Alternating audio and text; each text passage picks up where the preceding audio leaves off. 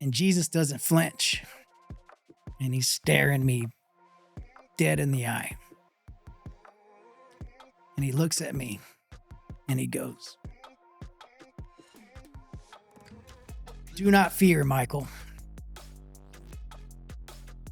For I am the Lamb and I am the way. Now go."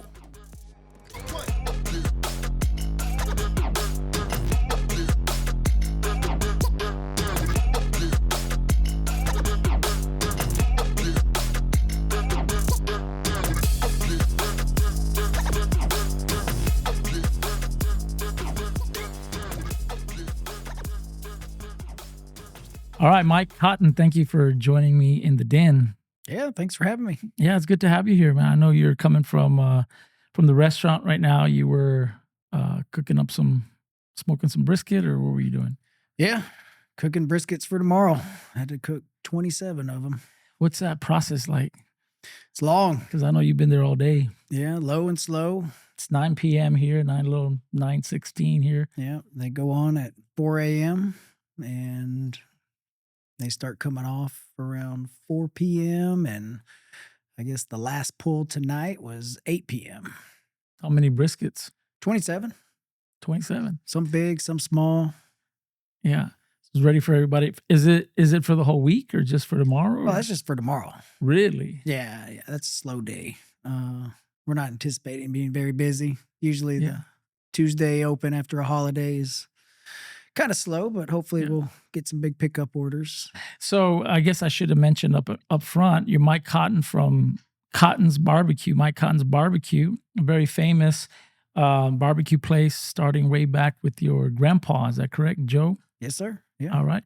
Tell me a little bit about how all that started. What was the original Joe Cotten's Barbecue? I think it started over here somewhere on Avenue A, maybe, or something. Yeah, it did. Avenue A, right down the street.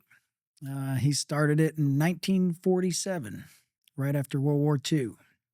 Yeah, he was overseas, fought in the war, and came back. And, well, he was born and raised here. I think he went born and raised in Driscoll. Okay. It's right down the street. And was a Robstown guy as well. And he actually wanted to put his restaurant in Driscoll. But really? They wouldn't allow it because he wanted to sell alcohol. Mm. And I think it was Helen Rose was the mayor. I think her family's still there. Really? Yeah, she was the mayor long time.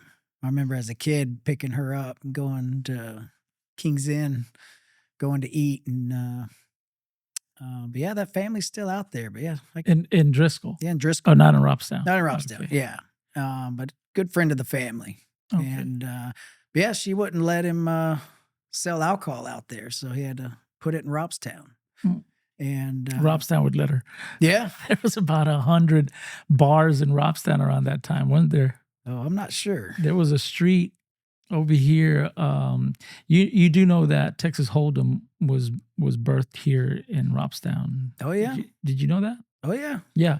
So one of those bars was over here in this little Y street.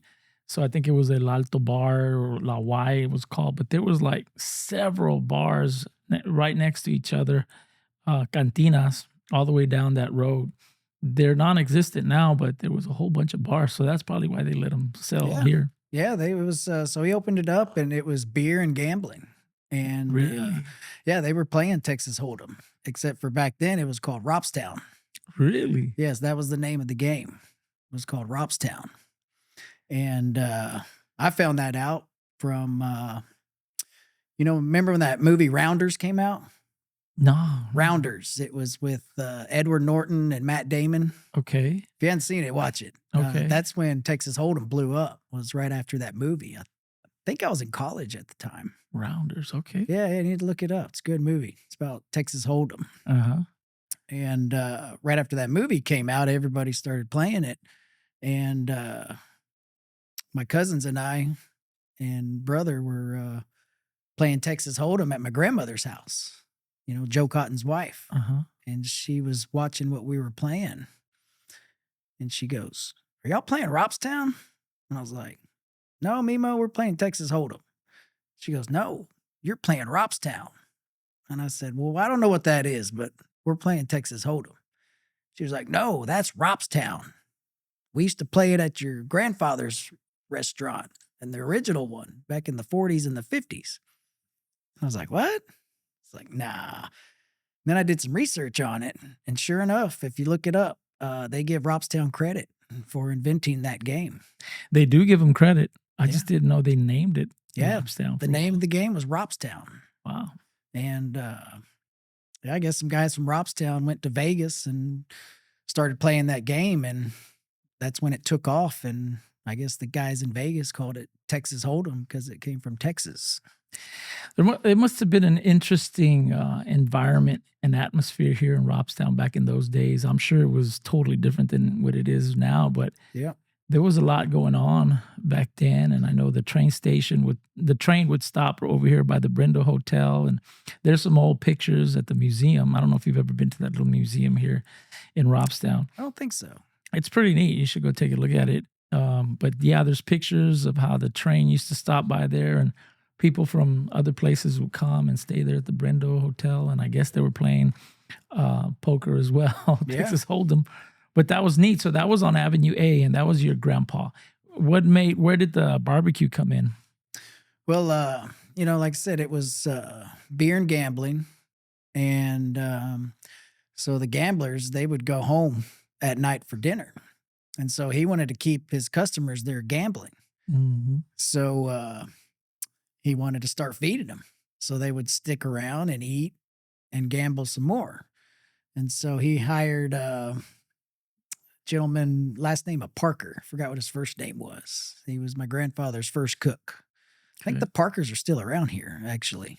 And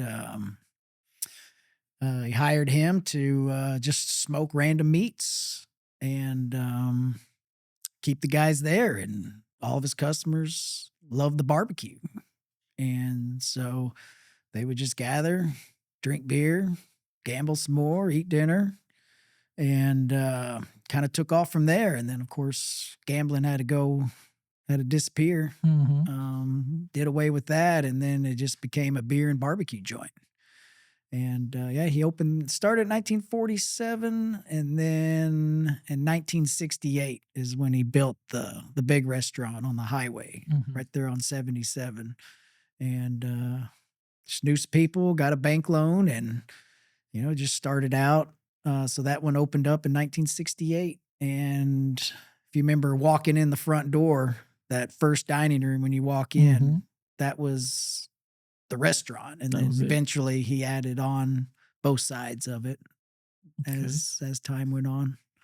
Yeah, that was a staple here in Robstown for a long time. I remember going to Cotten's, and there was we didn't go to Cotten's that often because of our financial status, the way our bank account was set up. But we did go and get Cabrera specials.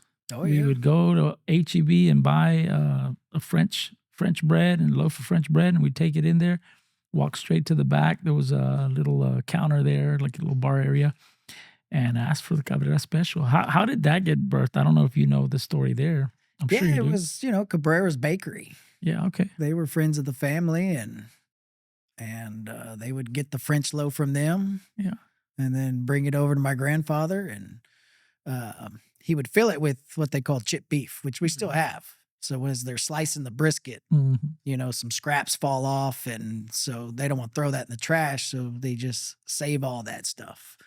And then at the end of the night, they would have a bunch of brisket pieces, and they would chop it up and throw barbecue sauce in it. And so it was just chopped brisket already in the sauce, and it goes straight into the bread. It was awesome, brother. Yeah.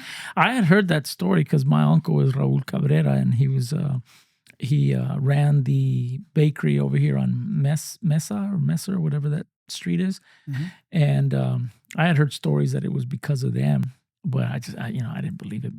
Yeah. It's good to know that it is true. Yeah. And yeah, we still do it. They'll Oh, go- really? Oh, Okay. yeah. They'll Still go to, call it the Cabrera special. Oh, yeah. Okay. Yeah, they'll go to Walmart, HEB, and bring the French loaf in, and it's about a quart of chipped beef that goes in it. And we That still was have amazing for us, brother. Like a Friday nights, Oh, watching yeah. the Dukes of Hazzard and eating some Cabrera special with some pickles in it, and Oh, yeah. that was amazing. That was a something to look forward to back in the Yeah, days. I ate it all the time growing up. Yeah, the Cabrera special. Yeah, my father would bring it home, and if I had friends over, I mean, it could feed quite a bit of people. Yeah, and it was cheap too. We could afford it and feed a lot of people. Let me ask you this: family recipes. Do you guys have family secret family recipes that you guys utilize in y'all's food? Absolutely. All the recipes are They're all from my like grandfather. secret. Like there's nobody else that has them. I wouldn't say they're a secret. I mean, if you worked there, you knew the recipe. So, Okay, it wasn't like Barrera's fried chicken. I think, if I'm correct in the story, they would take it to, I guess, the grandpa. The grandpa would mix the seasoning and then give it to them and take it back to the oh, to wow. the restaurant to make No. use it on the chicken. Yeah, nothing like that for us. Like that. Yeah. Okay, so I heard this, and I don't know if you know the backstory on it, but that you guys used to cook or smoke the briskets, make the briskets with all the fat and stuff. Y'all chose not to trim it. Was there a reason for that? Am I accurate on that? Well, say that again. When? They would just make the brisket with all the fat on. They wouldn't trim it. Talking about back then? Yeah, back in the day. Yeah, they didn't really know any better. I mean, you get the whole brisket, season it up, and cook it all. And then once they would put the brisket up to start slicing, they would like put the knife and scrape all the fat off of it and then slice it up. And everybody did that up until Aaron Franklin came around. He was like, is that from Franklin's? Yeah, Franklin's Barbecue in Austin. Okay. Yeah, he came about 2010, 2011. That's when he hit the spotlight because everybody did barbecue the same way. And he kind of just took it to another level. He actually put science into it. And instead of having a cooked brisket and scraping all the fat off, he thought, well, why don't you trim the fat off before you cook it? And then he ended up shaping it and just kind of took it to another level. Cooked in a whole completely different offset smoker as well. Back in the day, everybody used those brick pits. I think my grandfather's looked almost like a walk-in cooler where you walk in and then there's just racks all around it. And there's a big firebox that just pumps smoke in there.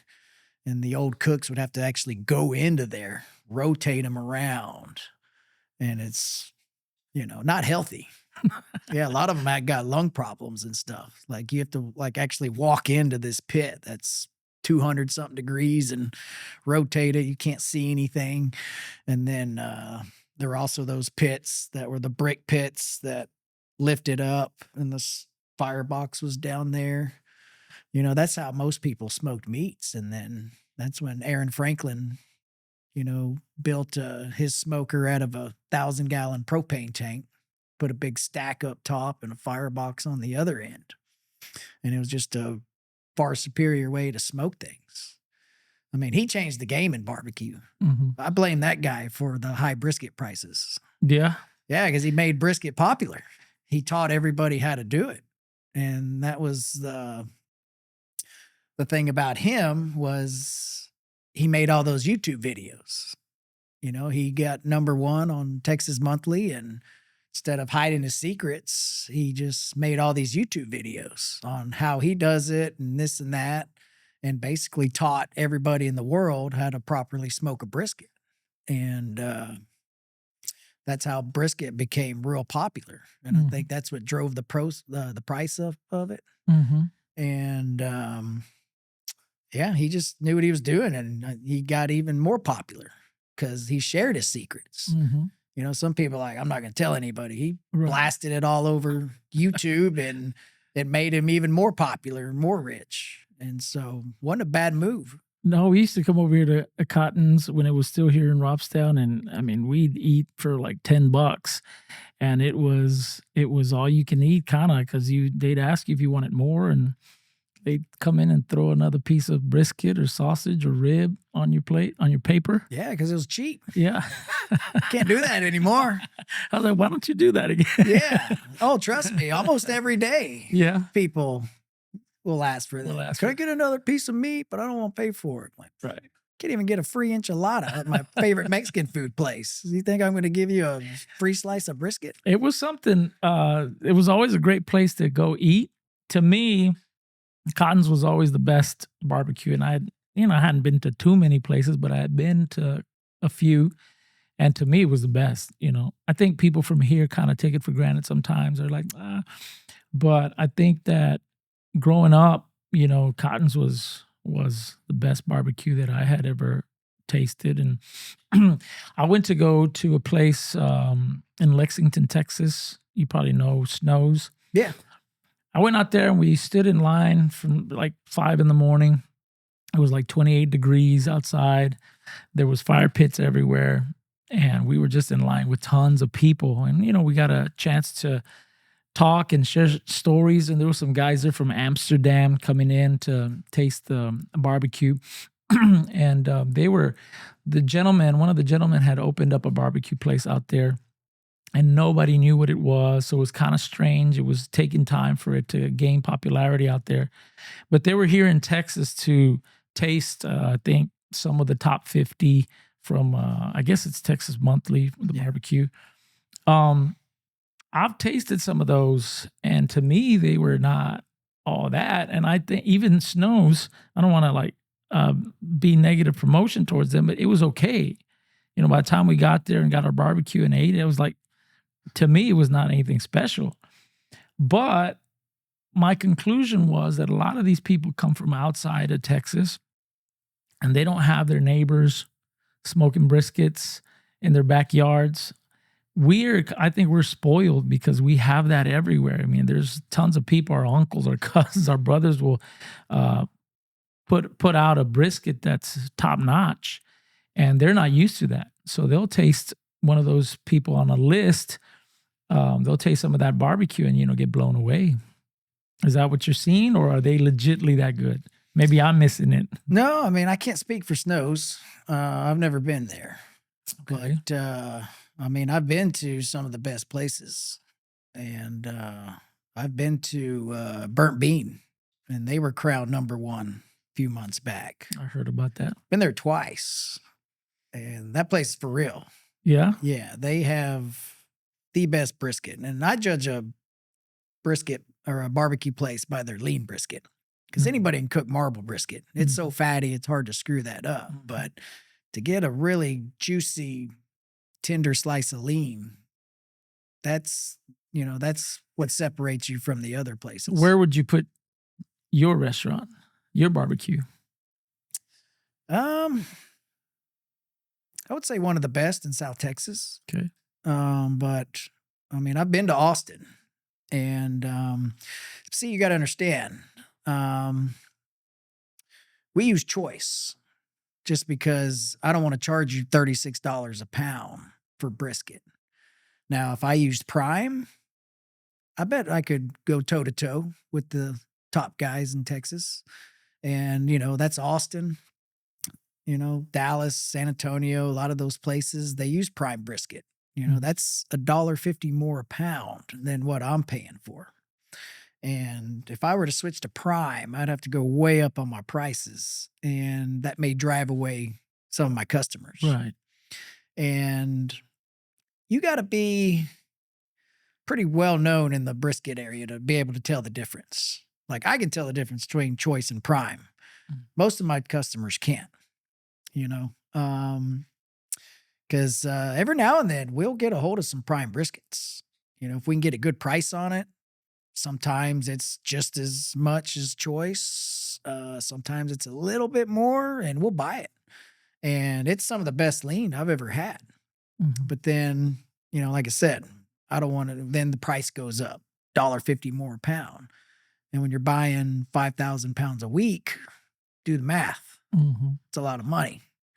And like I said, I don't want to charge we're at $28 a pound. I don't want to go to 36. And then probably plates will have to go up $3 to $5 a plate because we know our regulars. And when we do get prime, I'll ask them, hey, how's the brisket? Like, oh, it's great. "Hey, can you tell the difference? No, it's always good. Now there'll be a few percentage of the people that barbecue will be Mhm. able to tell. But as far as I know, most of my customers, they won't be able to tell the difference. Do you ever go to, like, competitions? Do you ever participate, anything like that? No, not really. That's not my thing. I don't have a Mhm. mobile trailer. And, Mhm. if I have a day off to go do competition, I'd rather go fishing or play Yeah, golf. yeah. I don't want to cook on my day off or, Yeah, I know Snows, they're only open one day, I think, of the week, which is Saturdays until they're out. But I think what I heard from them is that they ship, like, they'll ship barbecue all over the United States. I don't know yeah. if you've ever considered doing that. Don't close during the week, but have you ever considered doing that? Not really. It's No? expensive to Is ship. it? Yeah. And I mean, if I ever did, I'd have to cut a deal with some kind of postage. But Yeah, yeah. people ask me, and we'll do it. But then once they find out the price of shipping, they're like, "Oh, Never never mind. mind. It's gonna Yeah. be more than the meat itself to ship it." So if you were to put a place on it, because I've tasted Butters, went to Butters a couple years ago, a few years ago, and I was not impressed. I know Channel 3 was there, and it looked amazing. Just looking at it was like, wow, this looks pretty amazing. But once we ate, me and my buddy, we got in the truck. Nobody said anything, and he initiated it and said, I have to say that wasn't very good. I was like, I agree. I just didn't want to say anything. Yeah. It was not all that, and it was the one in Mathis. So, where would you place yours if you had to? If you had a gun to your head and you had to put a number on it? I don't know. I go to Butters quite often. I think he's got some really good barbecue. And it's probably better now than what it was in Mathis because I've asked him that question. So I Mhm, know him. He comes into my restaurant and I'll go visit him on Sundays when I'm closed. mhm. And I did ask him that question. When he went into sitting, I was like, "Is your barbecue just as good as Mathis or has it gotten better?" And he says, "Oh yeah, it's gotten better." And that's kind of what I think of my brisket.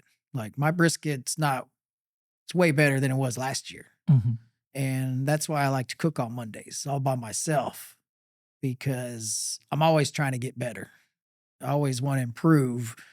And very rarely I'll cook the same exact way. Mhm. I'll change some stuff up just to see the results. And once the briskets are out, I'll, pull one earlier, pull one later, mark it with toothpicks, just seeing the outcome of what comes out. But yeah, we're always trying to get better. And if you're not getting better, you're getting worse. Right.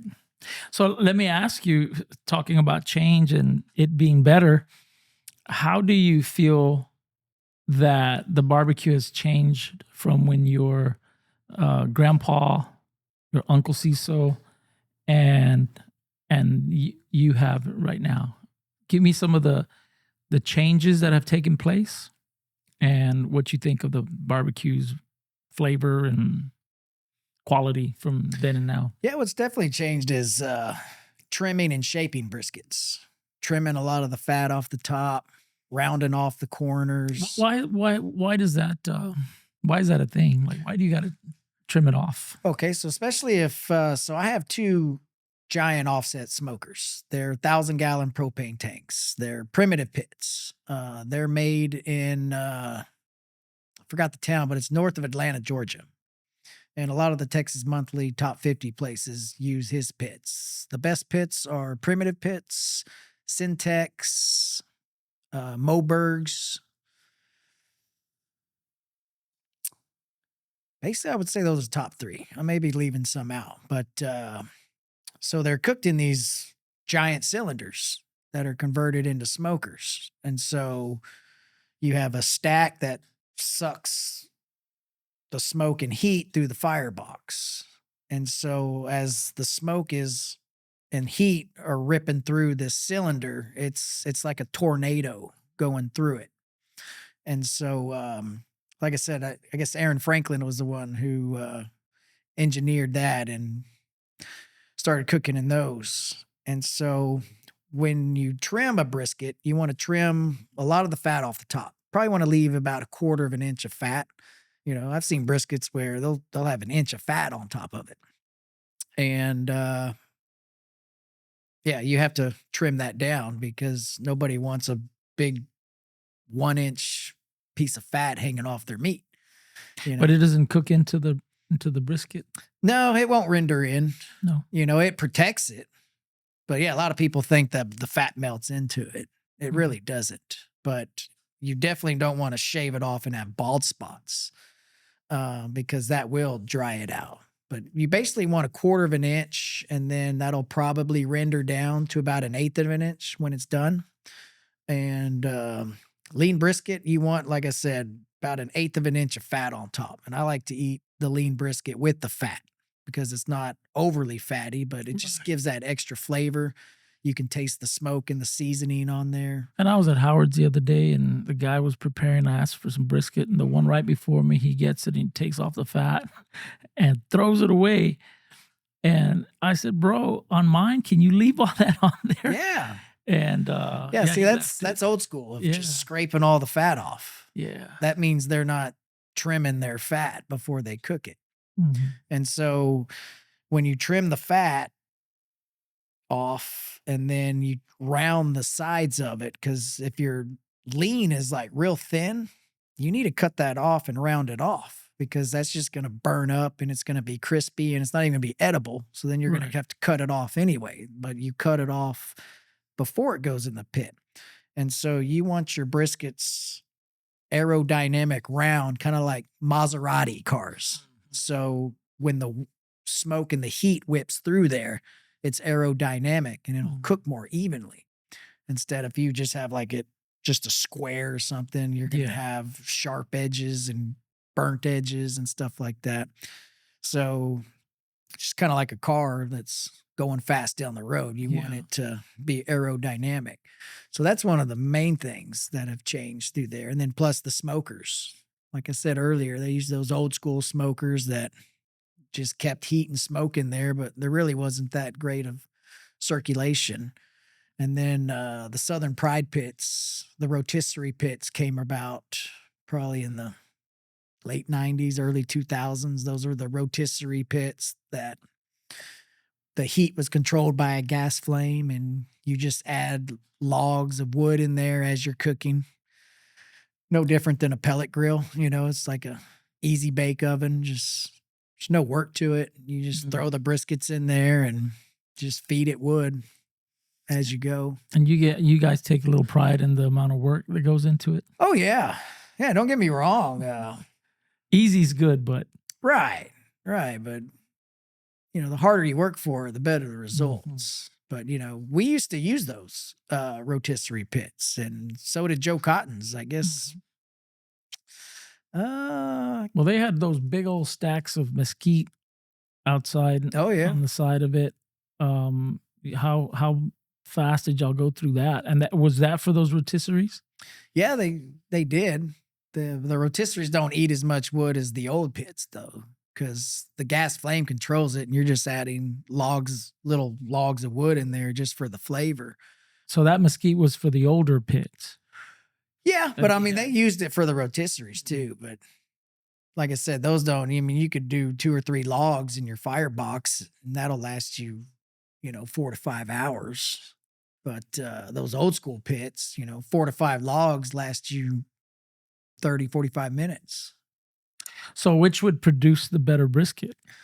Oh, the old school pits. Yeah. Yeah, my uncle switched to those rotisseries late 90s, early 2000s.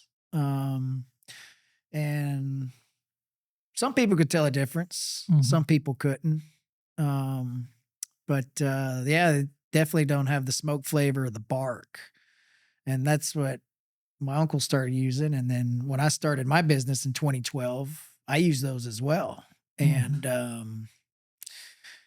And yeah, it's hard to cook a good brisket on those, but Mhm. I ended up figuring it out. I would use more wood because a lot of places would load them up at the end of the night, throw pieces of logs in, and then they would bounce and come back 8 hours later and kind of finish them off. But I felt I got a better result by cooking during the day.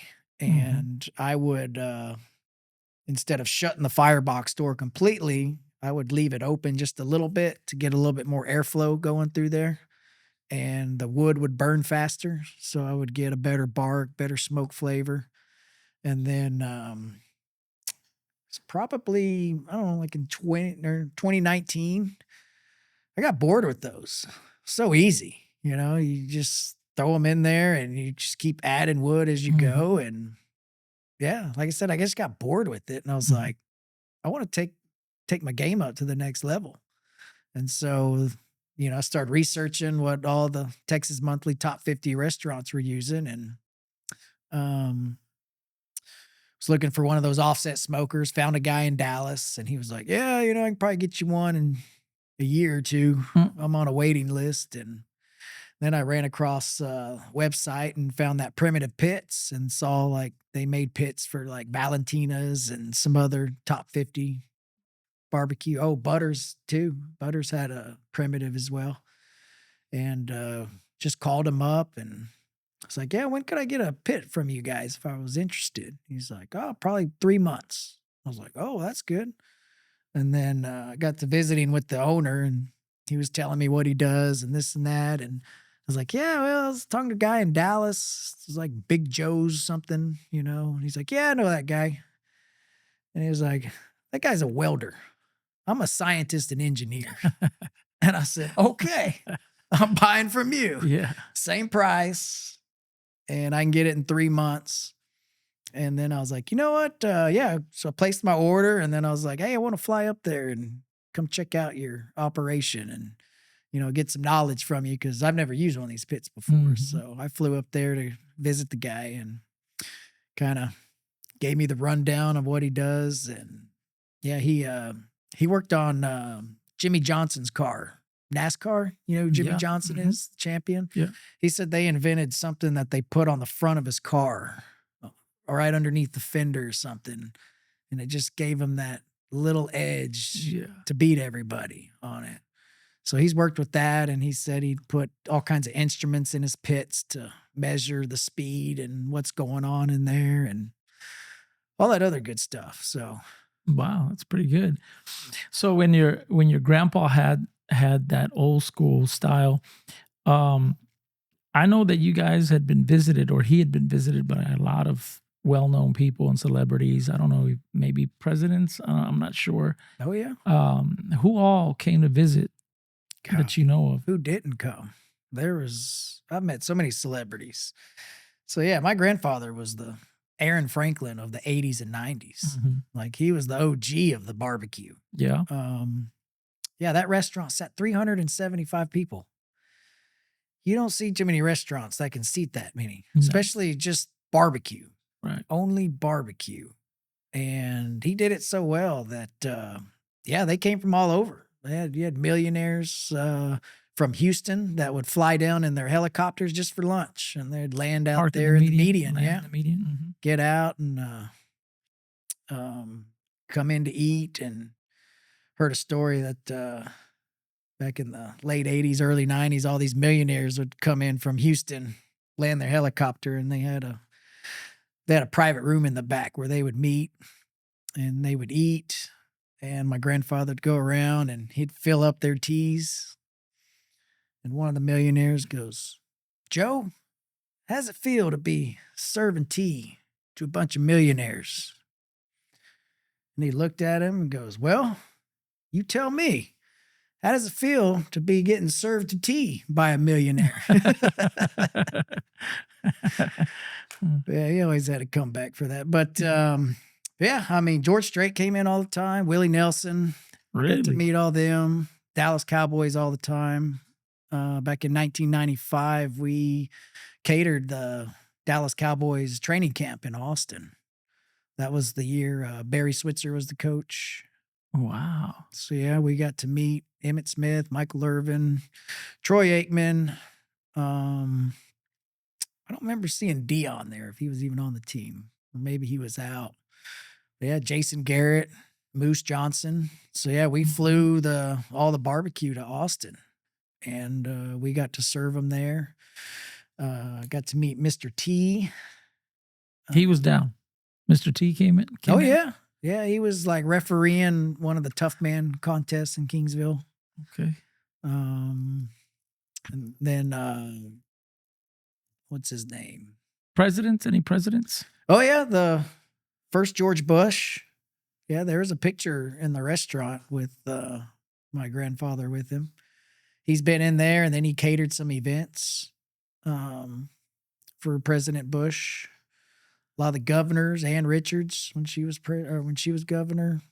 And then Barry Andrews from Andrews Distributing would bring the Dallas Cowboys in. Yeah. Come eat. I remember Tony Romo came in. Yeah, I remember that one. I don't know if I maybe just thought it, but Bo Jackson, was Bo Jackson ever there? Oh, I don't know why I thought Bo Jackson wouldn't was there. surprise me. Yeah. That's pretty awesome. That's impressive. To bring that type of customer and fan base, if you will, to Robstown, that all those were gathering here. You always had a place to take people that you wanted to make feel special. I would always take them to Cotten's, and I would take some of my young men there to kind of teach them on leadership and customer service. You always had the waiters were always there, very professional, dressed in their little vests, waiting on you. They weren't overly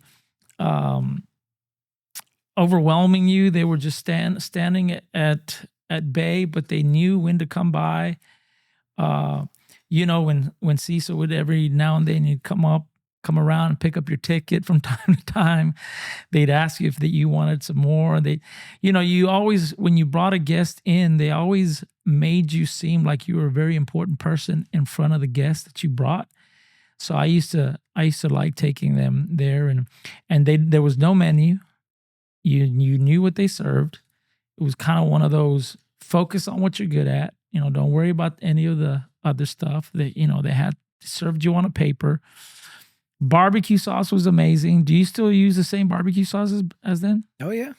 That's delicious. I love that barbecue. I actually was there the other day when I talked to you, and I took some of it home and I had the barbecue sauce, and I was like, man, I could drink this. Barbecue sauce is so good. But it was so much to learn there as far as professionalism and excellence. I think you guys did that very, very well. And then, of course, it burned down. That was like a tragic day. What happened? Do you guys know what happened with that and why it burned or how it burned? Yeah, apparently it was an electrical fire in the attic. And something sparked and caught the roof on fire. But yeah, I was living in Dallas at the time, or Fort Worth. I was in Dallas. I think I was at a hockey game in Dallas when I got the news. But yeah, the attic and the roof caught fire. And I think it was on like a Wednesday evening. So there was people inside eating. Really? Yeah, they could see smoke coming out the vents, and then they said, hey, the roof's on fire. And so everybody got up and ran out, left. Some people grabbed their little paper plate, took it out to the parking lot and was eating their barbecue, and just, that thing just lit up. But that was a sad day, when that happened. That restaurant itself was just so unique. And whenever you went there, you didn't feel like you were anywhere around here. You just felt like you were in another place at another time as well. Like the music that they had playing in there was like, how would you describe that music? It was just old bluegrass? Or? Yeah, old country. Mm-hmm. We play the same music at my place. Yeah. Mm-hmm. But that's, I wish I could replicate that restaurant. Yeah. It's just impossible. Right. That ambiance and atmosphere. I tried, but yeah, you just can't replicate that. Yeah, it was probably because it was made when all that was being used to build it. I'm assuming the wood and it just had just a real rustic feel, and it's just beautiful place. So when it burned down, I mean, I heard they burned down to the ground. I was like, no. Yeah, they said the flames were like 50 feet in the air. Wow. But probably what attributed to that was my uncle loved putting that Murphy's oil all over the walls. Right. Yeah, I heard that they would shut down on Sundays and Mondays they were closed also, and they took all day Monday just to clean. Oh, yeah. Yeah. That gave me a lot of peace about eating there as well, like knowing that they took that much effort into cleaning Oh, yeah. the place. Yeah, we're clean freaks. Yeah. Yeah, my grandfather was clean, clean, clean. If you weren't doing anything, you were cleaning. Good. Yeah, and one of the cooks told me one time they was taking sausage out of the pit and a piece of sausage fell on the floor. And my grandfather looked at that cook and said, "Pick that up. You just dirtied my floor with that sausage." Yeah. It was clean, clean, clean. And, you know. So your Uncle Cecil chose not to rebuild, not to open it back up. What was his Yeah, I thought figured he process? would. Everybody did. And even when it burned down, he said he would. But, you know, I guess just the thought of rebuilding that place and how hard it would be and how much work it would be. I guess, you know, him and my grandmother just decided they didn't want to do it. They Mm. just wanted to let it go. And once we found that out, that's when, you know, I wanted to keep it going because I have my restaurant management degree from Texas Tech. Mm. And I worked at a steakhouse, one of the best steakhouse out in Lubbock. All 4 years I was there, waited tables. And that's when I decided I want to get in the restaurant business and own my own restaurant because I loved the steakhouse I worked at. I loved the Mhm. owner. Got to see the owner walk around, kind of do his thing, Mhm. visit with tables, Yeah. run a successful restaurant business. Mhm. I was like, that's what I want to do, you know? Yeah. And so, yeah, I switched my major to restaurant management and got to learn, you know, the backside of it with the labor cost, the food cost, all the numbers, Mhm. stuff like that. And then when I graduated college, I got hired on to Johnny Carino's and was spent 2 years in Austin as a corporate manager. And their headquarters is in Austin, and they had 5 locations. And my job was to work in pretty much all the locations, train managers. Then we would send them off all over the country. And we were test restaurants too. So not only were we running regular restaurants, we were test and training restaurants. We would test new food items, have to get feedback, and like I said, train managers at the same time. And that was a pretty stressful job for a 22-year-old kid Mhm. having to deal with all that. And spent most of my time at the Round Rock location, which was probably the second busiest Carinos in the nation. You know, you needed 5 managers to run that place, and most time we only had 3. So we were Wow. working our tails off, and yeah, I got a lot of good experience out of it. But that was my first time in the corporate world, and Mhm. wasn't a big fan because you can never do anything right. They're Mhm. always like, get better here, get better Mhm. there, and you know, it's just a different animal than the independently owned. And Yeah. after 2 years of that, had all my college buddies, they were working in Fort Worth and as landman, you know, doing oil and gas, the Yeah. Barnett Shell. Mhm. They're like, "Yeah, we can get you a job," you know. We didn't know anything and they trained us and we're making good money. And first I was like, "Nah, nah, nah." Then I started getting really sick of this job and just working my Maybe tail so. off. Yeah, hardly getting a day off because we were shorthanded and just this was a machine. Then finally he's like, "All right, get me a job." And they got me a job, put in my 2 weeks and yeah, did the oil and gas leasing up in Fort Worth. Did that for 4 years. And then that's when Joe Cotton's burned down and I Mhm. saw the opportunity and moved down here and yeah, wanted to carry on the tradition and the Mhm. legacy. So I Mhm. had to get me a little small bank loan and got me a little shopping center where my old location used to be right there. Mhm. And we opened up and we were just takeout and catering. Mhm. That's it. When we first started out catering, but you need to get quite a few cater jobs all the time to stay in business. And, the caters would come and go. And then finally I was like, well, let's just do takeout where they can come by and pick up plates. And we had a drive-through window. So we started cooking barbecue every day and just selling plates or by the pound. And then that kind of took off. And then eventually we got the spot next door. It was a burger place that went out of business. And so we were able to lease that for our dining room. So we just cut a hole in the wall and now we got a dining room because everybody was wanting to come in and eat, So that was a big thing. Everybody wanted to sit down and eat off the butcher paper again. Right. Yeah. And you called it Joe Cotten's or just Cotten's at the time? Just Cotten's Barbecue. There was a little controversy there with your Uncle Cecil and... Yeah, my grandmother told me don't name it Joe Cotten's. You can name it Cotten's Barbecue. And so I got permission to use Cotten's Barbecue. Yeah. Why didn't you want it called Joe's? Well, because Joe Cotten's was Joe Cotten's. That was a legendary restaurant that burned down and can't mimic that. Yeah. But, the family's Cotten. It's Cotten's Barbecue. So, which I understood. I respected that because I knew I'd never live up to Joe Cotten's Barbecue. That place, that's one in a million. Yeah. And completely understood, So I had no issues with that. I was happy with Cotten's Barbecue. So that's what we ran with. And because, you can't rebuild that place. No matter how hard you try. You couldn't mimic it. You could maybe get close, but wouldn't be the same. So was there like a feud about it, or I heard it on TV and just a little bit, but I never looked into it enough to know what. Yeah, there was a feud. There was a lawsuit. Like I said, they said my grandmother and uncle said I could call it Cotten's Barbecue, not Joe Cotten's, and that's what I did. Okay. And it was me and my father and cousin who started it, and it was Cotten's Barbecue.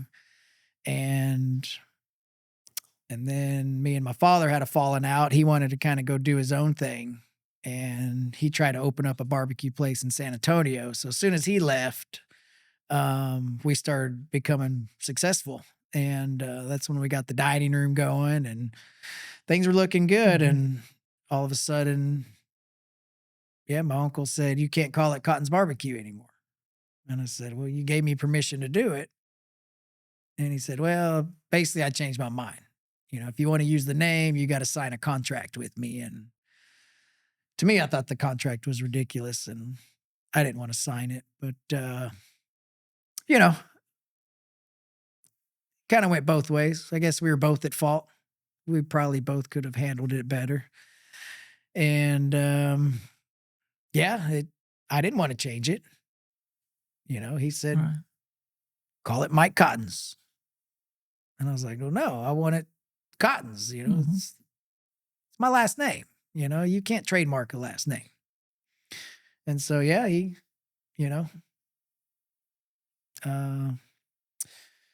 served me papers and we went to court over it. And I don't think he could have won. He was just dragging it out.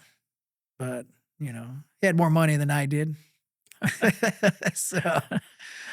So after a couple years of battling out in court and not getting anywhere, my barbecue was good. It was great. We were busy. Yeah. So I said, all right, I'll just change it to Mike's, whatever. And so that's what we did. Settled out of court and I put Mike Cotten's on there and it didn't affect business. Right. It's probably busier than it was back then, Why do you feel that you couldn't live up to your grandpa's legacy? Well, that place was famous, world famous, and that's big shoes to fill. Yeah. I'm still young. Maybe I can. Absolutely. But yeah, we're getting there. Yeah. Yeah. We're not famous yet, but we're definitely working on it. Yeah, I was gonna say, don't sell yourself short. I think you have of course the name recognition, but you also have that the barbecue. I mean, you know, you're working hard to do it. I wouldn't say that you couldn't live up to that. You know, like I said, I've tasted a lot of stuff, and I wouldn't necessarily say it's better. You know, I think there's like everybody, they have their on days. I mean, everybody has their off days, but I think when you guys are on, you guys are on. You know what Oh I mean? yeah. Well, there's no Yeah. such thing as a perfect restaurant. Right, right. And you know, everybody gets bad reviews. And Yeah. everyone has a bad experience, and Mhm. you know, they'll completely blow you off. Like, oh, Yeah. I'm never going back there again. I'm like, yeah, so you know, sometimes we screw up, Mhm. but we try to make it right. Mhm. You know, if we left something out of your to go order, you know, sometimes we make mistakes. Give Mhm. us a call. You know, we'll make it right. We'll get whatever you wanted, maybe plus some. Yeah. But you know, a lot of people get mad, pissed off, and they'll give you a bad review instead of, you know. Yeah, a lot of times it's in the intangibles. It's not even in the food, you know, it's in the service, it's in the little details like, you know, mentioned earlier. So I think if you put all those things together, which you guys do have, you guys have great people, but if you guys just, you know, um, I think it can happen. You know, I wouldn't be surprised if it did, you know, so I'm rooting for you. I enjoy the food. I wouldn't want it to go anywhere. Oh yeah. Mhm. Yeah, we have a really good restaurant. I'd Yeah. say we probably have the best service in Yeah. town. Amen. And we have good food, and we're trying to make it better. I know you have barbecue and I'm gonna try to switch paths here, but last week that I met with you, or I didn't meet with you, I saw you at the restaurant. We were talking a little bit. We brought up health, and I was there eating barbecue. So the conversation just stuck in my head while I was like pigging out on some great barbecue. But we were talking about health, and you've made some changes in your lifestyle to kind of promote a healthier lifestyle. And I just wanted to talk about that a little bit briefly, because we were talking about podcasting and how that's benefited you. I think it's a great way to get information through podcasting. And I think you said that through podcasting, you had made some health lifestyle changes. Yeah.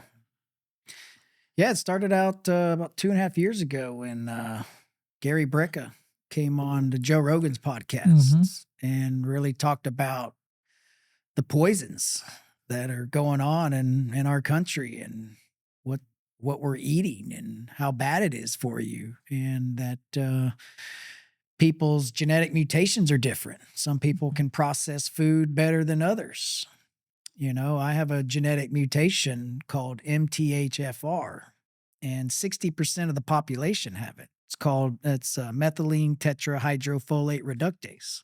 Mm. And like I said, 60% of the people have that in our country. And that's where they can't process folic acid, which Right. folic acid is in bread, basically Right. everything that's man-made. gluten. Yeah, Yeah. it's a man-made chemical. It doesn't exist anywhere on Earth. No. It's produced. Mm-hmm. Yeah. And so your body can't process that. And so when you ingest that, it's going to cause weight gain, heart disease, cancer, dementia. Your immune system's going to go down. Your body's just not functioning properly. And so, yeah, I ended up cutting out the folic acid and started getting into saunas and cold plunges. Do a cold plunge every morning. As soon as I get out of bed, I'll get in there for 3 to 5 minutes, you know, at 45-degree water. That's hard to do, especially getting straight out of bed. And I do that because it's the most uncomfortable you're going to be all day. Yeah. Did you do that today? Oh, yeah. It was cold today. Every morning. Yeah, I know. I think I stared at that water for 5 minutes before I got in. Like, I don't want to get in this. I can see doing it when it's hot. When it's cold. Yeah, when it's cold, it's the worst. Yeah, like I said, I stared at that water for 5 minutes straight, and I was like, man, I could have already been out. But yeah, that you get in there and you just step in and jump in. You know, don't dip your toes, and you get used to it. That's the hardest part, is getting that first leg in there. And what is that supposed to do for you? Cold plunge. Oh man. Well, for one thing, it wakes you up. Yeah. That's better than any cup of coffee. Yeah. but it just releases the endorphins in your body and improves your immune system, decreases inflammation. I mean, the list goes on. There's so many health benefits to it. Basically, you go in there up to your neck and your body thinks it's going to die. And so you're just shaking and being miserable for 3 to 5 minutes. And then once you get out and dry off, and after a while, you'll feel incredible. It's like your body's thankful to be alive because it was in survival mode. You can't go any colder than 45 degrees. Oh yeah, it goes down to 36. Yeah. Yeah, I mean, but So how cold would an ice chest be full of ice and water? well, if there's ice in there, it's 32 degrees. Yeah, so it's too cold. No, it's not too cold. Because I put my arm in a bucket of ice water, and I wasn't able to keep it in there that long. I mean, it became very painful. You know, that's weird because, like, if I injure my foot or hand playing basketball, just sticking my foot or hand in my cold plunge, it's painful and it's hard to do. Uh-huh. But for some reason, I can get my whole body in there and just make it through. It works. Yeah, it is. But the reason why I keep mine around 45, 48, I used to keep it at 36. But all the cold plunge professionals and scientists who build them said 48 degrees to 52 degrees is your optimal temperature to get the benefits. Anything below 48, there's really no scientific benefits other than it's just a lot colder and a lot more painful. Yeah. And so bragging rights. Yeah. And like I said, when I've got my cold plunge, it would go down to 36. And so I was like, colder the better, right? And yeah, I did it for a whole year at 36 and it was painful. And then once I found that study out, I was like, oh, wow, 48 to 52. That sounds a lot better. So I cranked it back up and it's a lot more tolerable. Yeah. I actually enjoy it. It's not as bad as 36. That's bone chilling. Yeah, it's bad. And then I have a sauna. So I have a cold plunge in my garage and a sauna as well. The sauna's great for right before bed. Just get in there for 30, 45 minutes, get a good sweat in. Kind of the same benefits, you know, your body goes in survival mode. You're sweating, hot, getting uncomfortable. And then you take a shower and get in bed, and it's some of the best sleep you'll ever have. You told me you get some crazy dreams whenever you do that. Yeah, that's just hitting REM sleep. Yeah. And recently, back in August, I quit drinking alcohol. And I noticed that you get into REM sleep a lot quicker and longer. And that makes huge difference. Because when you drink alcohol or do any other kind of drugs or prescription medicines, you really don't hit REM sleep that much. I just remembered once I quit drinking, just every night it's just crazy dreams, dreams that don't make sense. But you wake up and you're just fresh. You're ready to go. And that, and then just eating healthy, finding out that our country's poisoning us. Oh, yeah. And it's all a money scheme, Which is what that folic acid is all about. I was listening to Brecka as well, and he was talking about genetic methylation. I'm sure you've heard of that if you've been listening to him, that the body is not able to break down any vitamin, any minerals, any proteins, or anything like that. Or rather that we cannot utilize them just like that they have to be kind of refined, if you will. Methylated. Yeah, in order for the body to be able to utilize its benefits. And a lot of people are not able to do that. Yeah, if they're man-made chemicals, your body can't process it. That's why I actually buy his vitamins. All of his vitamins are methylated, Okay. like the B12. It's very important for you. You want methylcobalamin that you need to take. You don't want cyancobalamin. That's the artificial form of B12. That's what's in cheap vitamins. Like if you go to Walmart and just buy multivitamins, most of that stuff is going to actually harm you. It's all man-made chemicals. Like in energy drinks. There's B12 in most of those energy drinks, and most of them have cyancobalamin in it. And then even the artificial sweetener, the sucrose and the 0 calorie, that's man-made. It's all processed. It's not good for you. And so, yeah, it's just a money marketing scheme. Yeah. So you said you stopped eating folic acid. Yeah. What is that? I mean, it's almost in everything, but how do you pinpoint it so that you don't eat that? You go gluten-free. Anything that has gluten in it's got folic acid in it. So no pasta, no bread. Unless you're in Italy and you're eating like the real deal. Yeah, that stuff's illegal in Italy. Yeah. So yeah, you can go to Italy and eat bread and pizza and stuff. But yeah, it's in pizza, cereal, basically anything that's in the middle of the grocery store. They say when you go to the grocery store, stay on the perimeter. The meat, the produce, anything in the middle aisles, you don't want to touch. That's all basically just poison. And it's all the pharmaceuticals who make it. So you eat all that poisonous stuff, and then they sell you the medicines, you know? And then the medicine to take care of what that other medicine just induced. Keep taking medicine. Yeah. Keep taking medicine. And it's just, declining our lifespan. Yeah.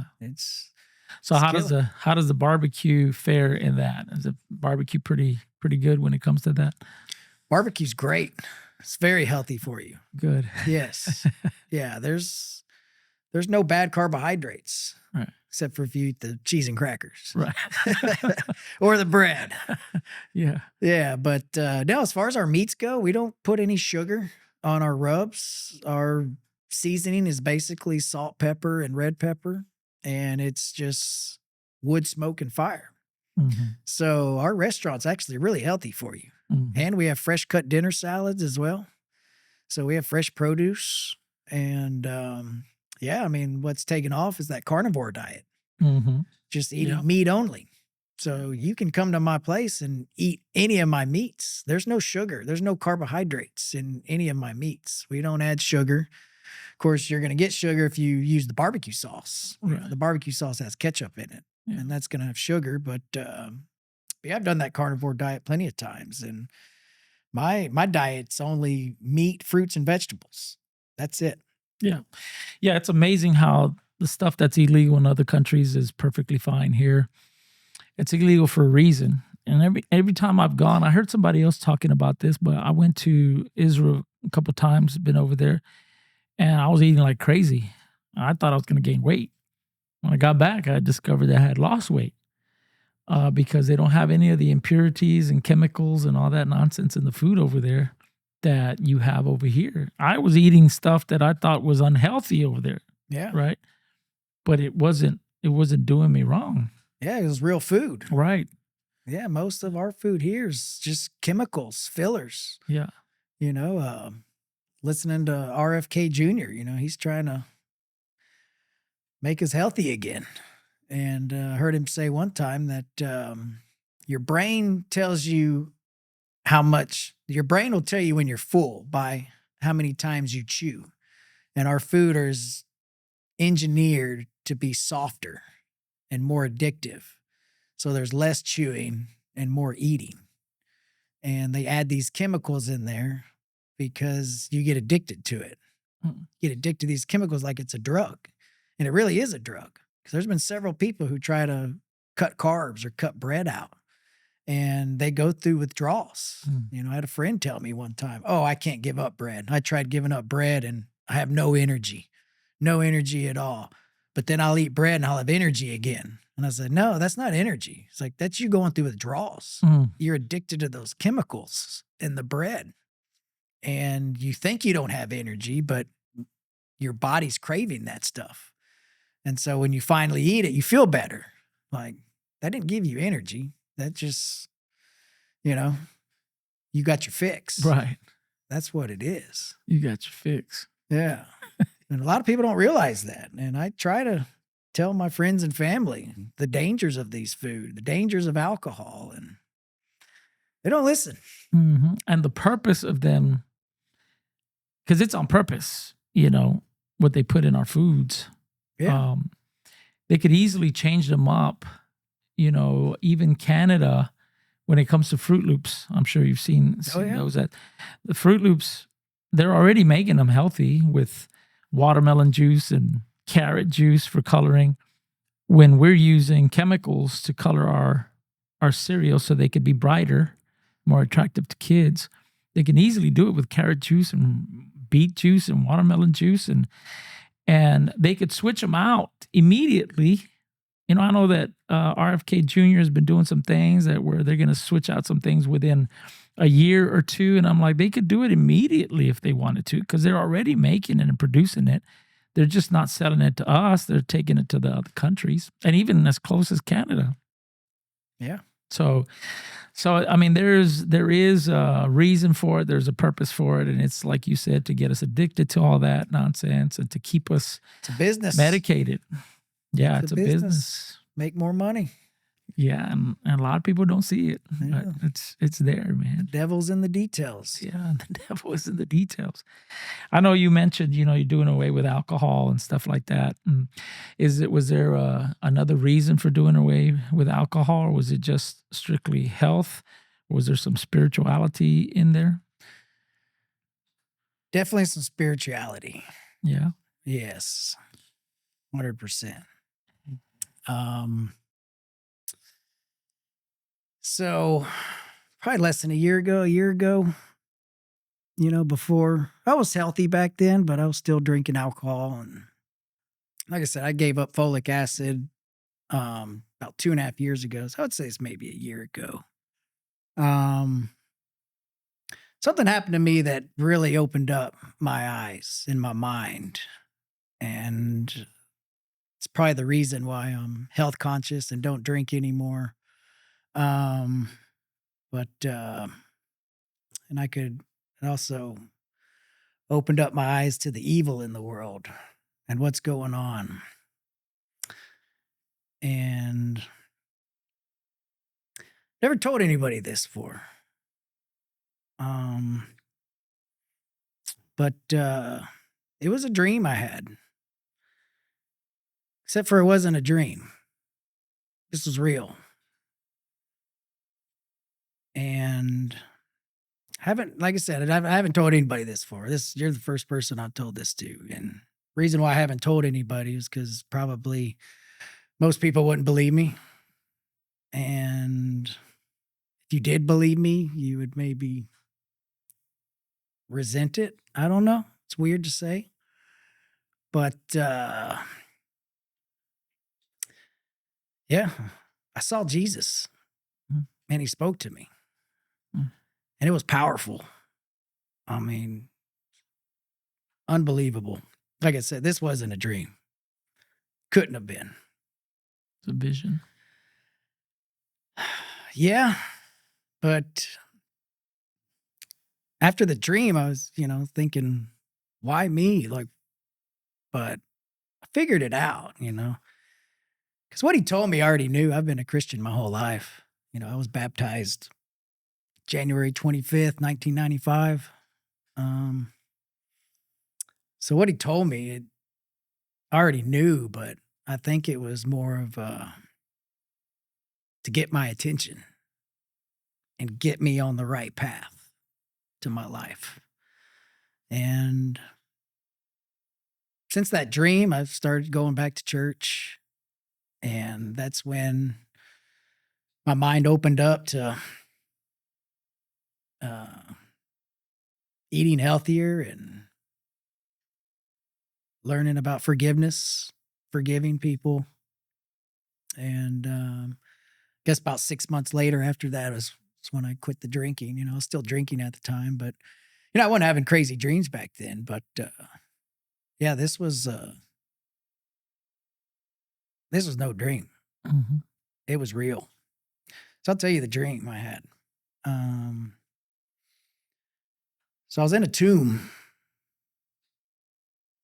and it was dark. And I was kind of confused about where I was. And I was walking against the wall and turned around the corner and it opened up and it was candlelit and it was dark. And laying down on a rock bed or cot or something, I looked down and it was Jesus. I knew 100% who that was. Kind of stopped in my tracks and just said, Jesus? And he was looking right at me. And there was a female next to him, almost kind of like a caregiver. She had a scarf on, head cover, kind of like what you would think they would wear back then, kind of a grayish, bluish color. And she was kind of tending to him. And he had like a white gown, white sheet or something. Are you familiar with the Shroud of Turin? Yes.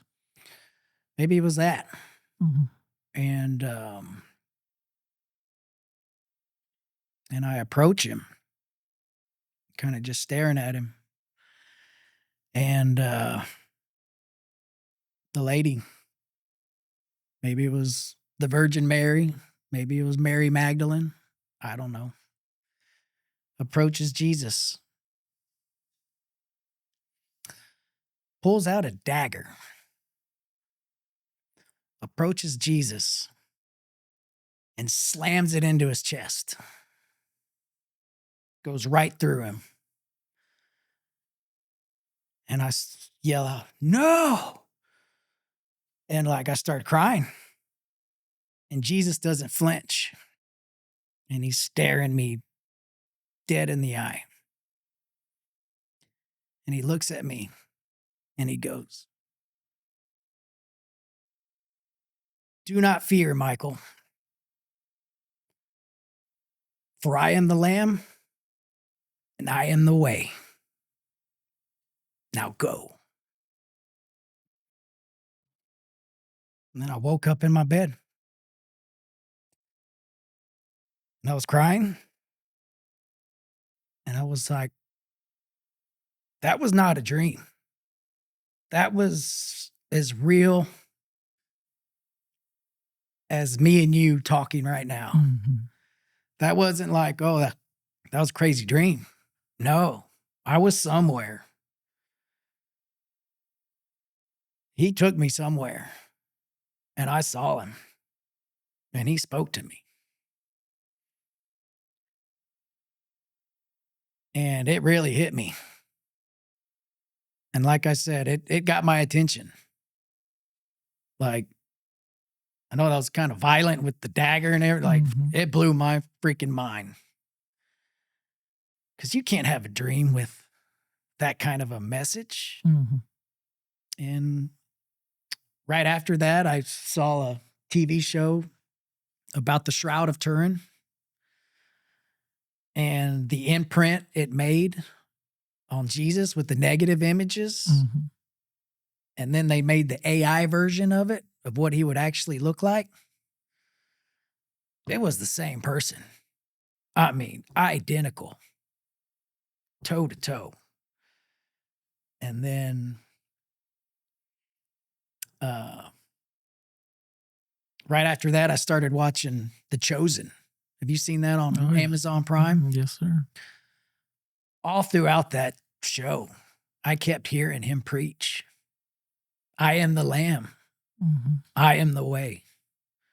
I would just shiver, just chills like, oh. And every time I think about that experience, I get choked up. Even if I'm down just driving, just thinking about that, it gets me emotional. And like I said, it put me on the right path and opened up my eyes, opened up my mind to what I need to be doing and how I need to be living my life. And it was shortly after that, like I said, I put the booze down, started eating healthy, and just trying to preach the good word and try to tell everybody else to be healthy. Because What do you suppose that message was? What did it mean?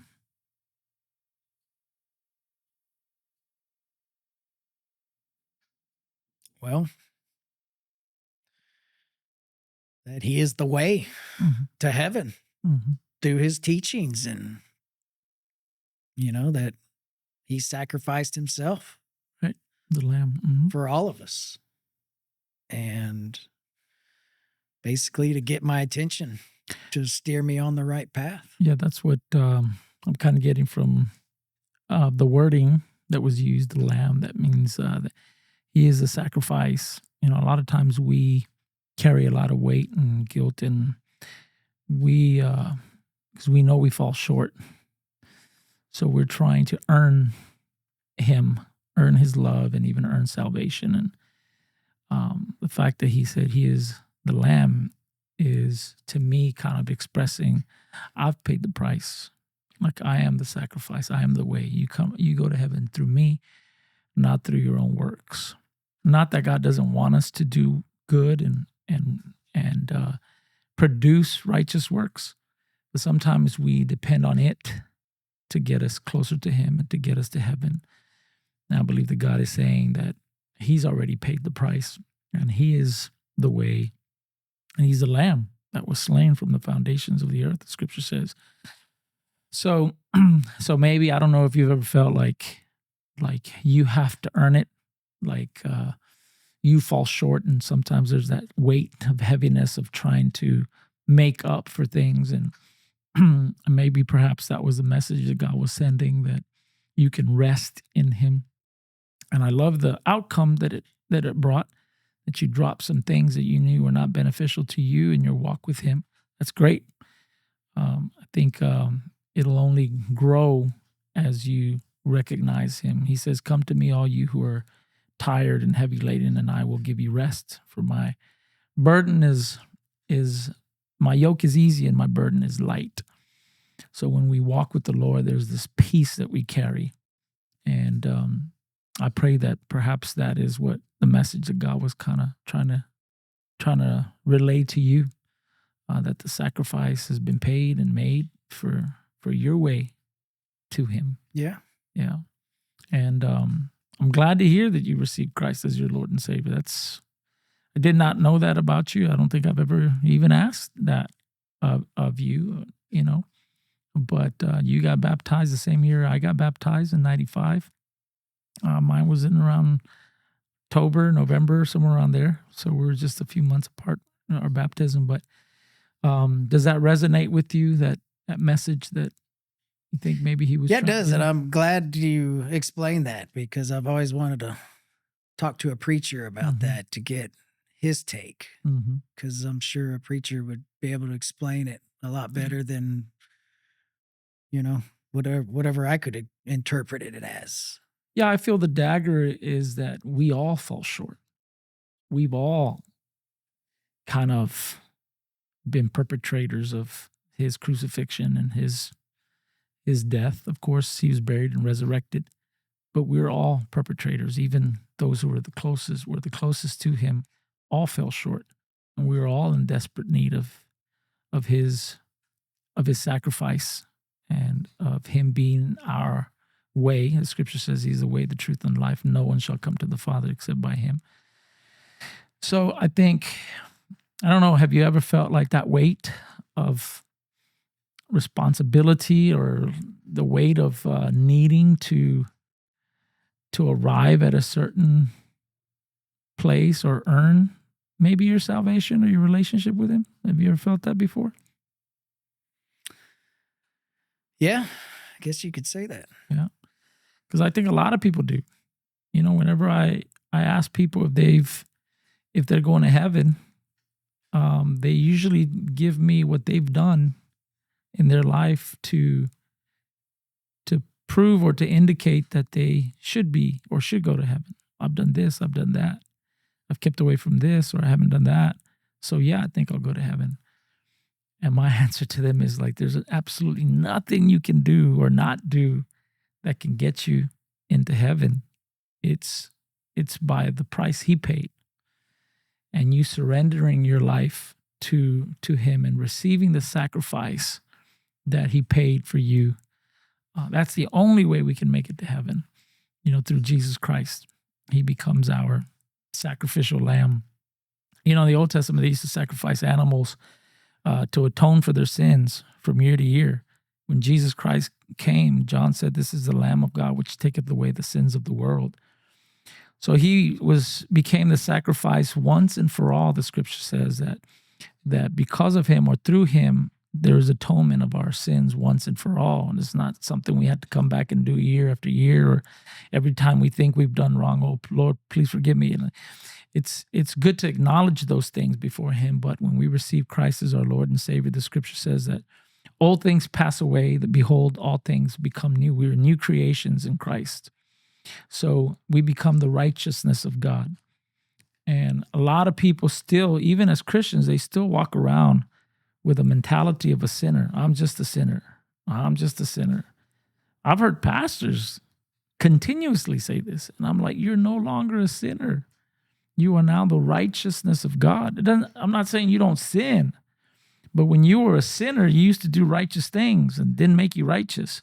When you receive Christ, you've become now the righteousness of God. You may still sin, but you're no longer a sinner. You're the righteousness of God. And whenever I walk around carrying that identity, then I'm not going to be so quick just to oblige sin or to walk into sin when I'm walking around with the understanding that I am the righteousness of God. That does not pertain to me. I shouldn't go there. I shouldn't do this. I shouldn't drink this or whatever, what have you, because I am the righteousness of God. So we got to take off that weight of responsibility because he's already taken it upon himself. That's why he says, my burden is light. My yoke is easy and my burden is light. So we're able to walk around in that life-giving peace that he gives us, knowing that everything that we need is in him. So perhaps that is what God was trying to tell you through that. I believe you. I don't know why somebody would be resentful about you having that vision or experience or what have you. But I believe it for sure. And I thank God that he does things like that to get our attention. So yeah. Yeah, great message. I'm glad to hear your interpretation. Yeah, I've always absolutely. wanted to speak to a preacher about that, but like I said, I haven't told anybody that story. I always wonder why God has me pick the guests that I pick and invite on. And I believe there's always a reason and always a purpose. I didn't know that about you, and we've talked about barbecue, we've talked about health, and we've talked about all that. But I believe that this was the reason why God had me invite you on here. I believe the same thing. Maybe Jesus told you to invite me on here, so yeah, I could tell that story. Get a little bit of clarity for yourself on it. I did. Yeah, it's good. Mr. Mike Cotten, it's a blessing to have you join me in the den. Glad to be here. That was a good time. Amen. Learned something. Yes, sir. Yes, sir.